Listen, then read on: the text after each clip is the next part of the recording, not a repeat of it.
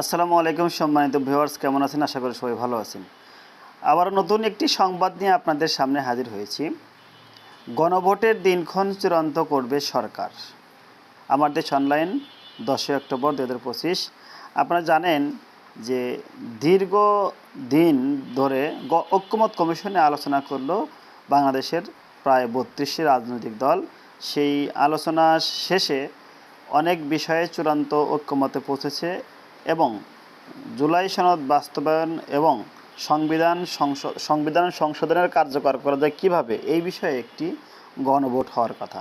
গণভোটে প্রথমে মতবিরোধ থাকলেও পরবর্তীতে ঐক্যমত হয়েছে যে গণভোট করা যেতে পারে। তবে এই গণভোটের দিনক্ষণ কবে হবে সেটা নিয়ে এই সিদ্ধান্ত নিতে পারেনি। এখন সেই সিদ্ধান্ত নেবে হলো সরকার। এজন্য আমার দেশ হেডলাইন করেছে যে এই গণভোটের দিন ঠিক করবে সরকার। আগামী বুধবার জুলাই জাতীয় সনদ সই হবে। ওই দিন বেলা 3টায় জাতীয় সংসদের দক্ষিণ প্লাজায় এ ঐতিহাসিক স্বাক্ষর অনুষ্ঠান আয়োজন করা হবে। এতে নেতৃত্ব দেবেন অন্তর্বর্তী সরকারের প্রধান উপদেষ্টা এবং জাতীয় ঐক্যমত কমিশনের সভাপতি ডক্টর মোহাম্মদ ইউনূস। অংশ নেবেন দেশের বিভিন্ন রাজনৈতিক দল ও জোটের প্রতিনিধিরা। বৃহস্পতিবার জাতীয় সংসদ ভবনে ঐক্যমত কমিশন কার্যালয়ের সভাকক্ষে কমিশনের বৈঠকে এই সিদ্ধান্ত চূড়ান্ত করা হয় বলে কমিশনের সংবাদ বিজ্ঞপ্তিতে জানানো হয়েছে। এতে বলা হয়, বৈঠকে জুলাই সনদ বাস্তবায়নের উপায় নিয়ে বিশেষজ্ঞদের মতামত এবং রাজনৈতিক দলগুলোর সঙ্গে কমিশনের 5টি বৈঠক প্রাপ্ত মতামত বিশ্লেষণ করা হয়। বৈঠকে আশা প্রকাশ করা হয় যে বিশেষজ্ঞ ও রাজনৈতিক দলগুলোর থেকে পাওয়া অভিমত বিশ্লেষণ করে খুব শীঘ্রই বাস্তবায়নের উপায় সংক্রান্ত সুপারিশ এবং চূড়ান্ত করা জুলাই সনদ সরকারের কাছে জমা দেওয়া যাবে। এরপরে সরকার সিদ্ধান্ত নেবে।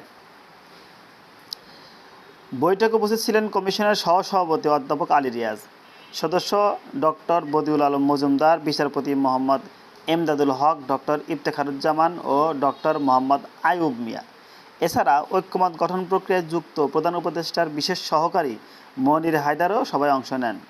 রাষ্ট্রীয় সংস্কার গঠিত ঐক্যমত কমিশন রাজনৈতিক দল ও জোটের সঙ্গে 3 ধাপে সংলাপ করে।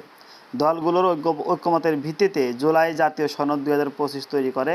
তবে সনদ বাস্তবায়নের উপায় নিয়ে দলগুলোর মতানৈক্য এখনও দূর হয়নি, যা নিয়ে তৃতীয় ধাপের 5 দিনের সংলাপের সমাধান হয়নি। গত বুধবার দলগুলোর সঙ্গে সংলাপের শেষ দিনে জুলাই জাতীয় সনদ বাস্তবায়নের গণভোট বিষয়ে রাজনৈতিক দলগুলো একমত হলেও ভোটের দিনক্ষণ নিয়ে ঐক্যমতে পৌঁছাতে পারেনি। বিভিন্ন সূত্রে জানা গেছে, ঐক্যমত কমিশনের সুপারিশ চূড়ান্ত করতে গতকাল সভা অনুষ্ঠিত হয়। তবে সেখানে প্যাকেজ সুপারিশের চেয়েও জুলাই সনদ স্বাক্ষর অনুষ্ঠানের বিষয় বেশি আলোচনা হয়। প্রথমে বাংলাদেশ চীন মৈত্রী সম্মেলন কেন্দ্রে অনুষ্ঠানটি করার চিন্তা হলেও প্রধান উপদেষ্টার পরামর্শে সংসদের দক্ষিণ প্লাজায় করার সিদ্ধান্ত হয়। স্বাক্ষর অনুষ্ঠানের বিষয়ে বিএনপি, জামাত ইসলামী, জাতীয় নাগরিক পার্টি সহ কয়েকটি দলের সঙ্গে কমিশনের পক্ষ থেকে যোগাযোগ করা হয়, যাতে দলগুলো ইতিবাচক সাড়া দিয়েছে বলে কমিশন সূত্র জানিয়েছে।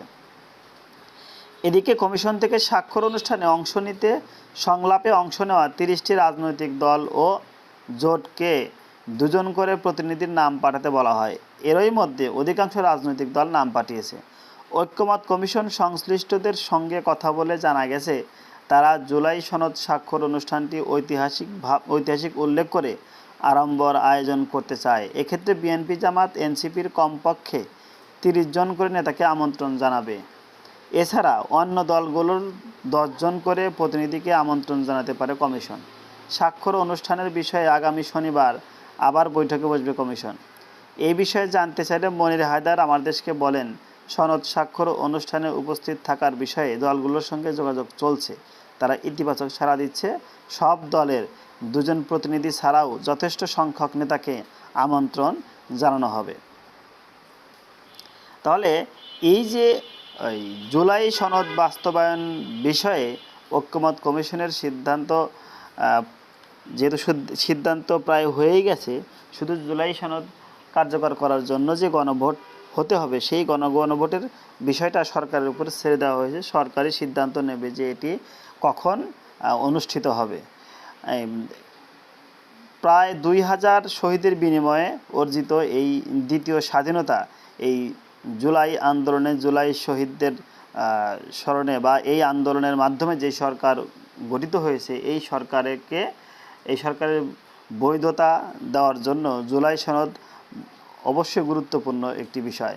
সুতরাং এই জুলাই সনদ বাস্তবায়ন না হলে বর্তমান যেই সরকার প্রতিষ্ঠিত আছে এই সরকারও অবৈধ বলে গণ্য হবে।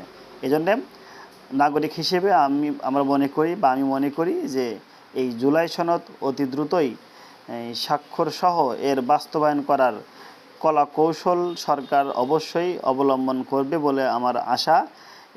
সেই আশা ব্যক্ত করে আজকের মতো এখান থেকে বিদায় নিচ্ছি। সবাই ভালো থাকবেন, সুস্থ থাকবেন। আল্লাহ হাফেজ।